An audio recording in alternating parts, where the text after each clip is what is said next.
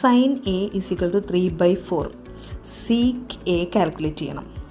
ഇത് CBSE board എക്സാമിൻ്റെ section ഡിയിലെ 5 മാർക്കിലെ 5 മാർക്കാണ് ഈ ചോദ്യത്തിന് ആൻസർ ചെയ്യുമ്പോൾ നമുക്ക് കിട്ടുന്നത്.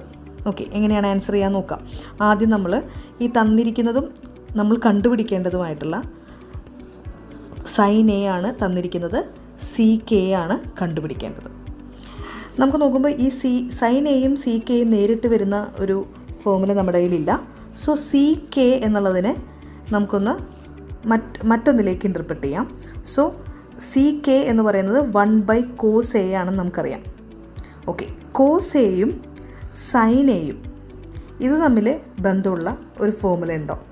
ഉണ്ട്. നമ്മൾ പഠിച്ചതിൽ അങ്ങനെ ഒരു ഫോമുലയുണ്ട്. cos square A = 1 - sin square A. ഈ ഫോമുലയിലേക്ക് ആലോചിച്ച് നോക്കൂ. ഈ ഫോമുലയിലേക്ക് ഈ സൈൻ സ്ക്വയർ എയിലേക്ക് സൈൻ എയുടെ 3/4 സബ്സ്റ്റിറ്റ്യൂട്ട് ചെയ്ത് കോസ് സ്ക്വയർ എ കണ്ടുപിടിക്കാനും കോസ് സ്ക്വയർ എനെ കോസ് എ ആക്കാനും കോസ് എനെ റെസിപ്രോക്കൽ ചെയ്ത് സീക്ക് എ കണ്ടുപിടിക്കാനും സാധിക്കും. ഇതാണ് ഈ ചോദ്യത്തിൻ്റെ ആൻസറിലേക്ക് എത്താനുള്ള മാർഗം. നമ്മൾ ഫോമുല കണ്ടെത്തി. Cos square A = 1 - sine square A. ഈ ഫോമുലയാണ് നമ്മളിവിടെ അപ്ലൈ ചെയ്യേണ്ടതെന്ന് കണ്ടെത്തി. ഇനി നമ്മൾ സൈൻ എയുടെ വാല്യൂ സബ്സ്റ്റിറ്റ്യൂട്ട് ചെയ്യാണ്. 1 - സൈൻ എ എന്നുള്ളത് സൈൻ സ്ക്വയർ എ ആണ്. സോ 3/4 ഹോൾ സ്ക്വയർ ദാറ്റ് = 1 - 9/16 എന്ന് കിട്ടും.